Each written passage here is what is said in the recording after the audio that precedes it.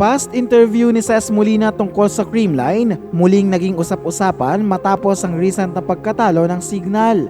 Isiniwalat kung anong klaseng kalaban ng defending champions. Tunghayan yan sa report na ito.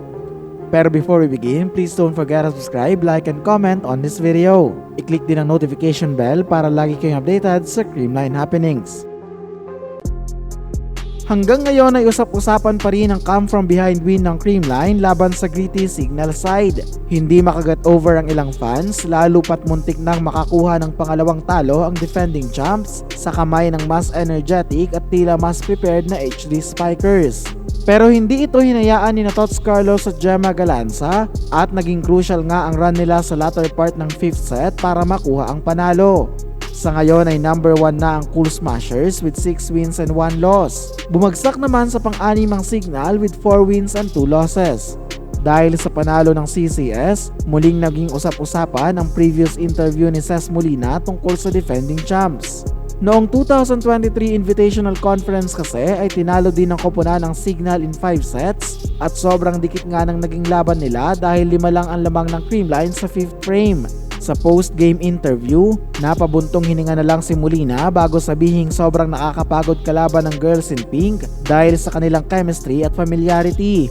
Si Gia Morado pa noon ang main setter ng koponan kaya aminado si Ces na nahirapan silang basahin ng mga plays ng kalaban. Pinuri din niya ang sobrang gagaling na wing and middle spikers ng team dahil sa composure nila sa loob ng court. Nakakapagod talaga naman itong game. Grabe, sobrang versatile. Kaya nyo pag nakita ng spikers niya. Yun, sobrang nakakapagod. Napakaganda pa rin nila. Pero yun, credit din sa Signal team kasi iba rin yung pinakita namin dito and talagang hanggang dulo. Hindi kami yung sobrang layo ng score sa kanila.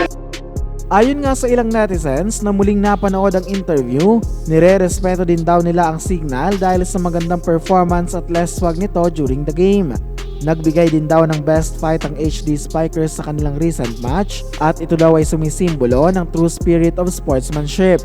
Punto naman ng isa pa ay nakakapagod din kalaban ng Signal dahil sobrang galing din nito at grabe ang nabuo nilang chemistry. Samantala, pinuri naman ng isa pang fan ang galing ni Ces at sinabing napagod din daw siya kakasigaw sa mga exciting rallies ng dalawang koponan.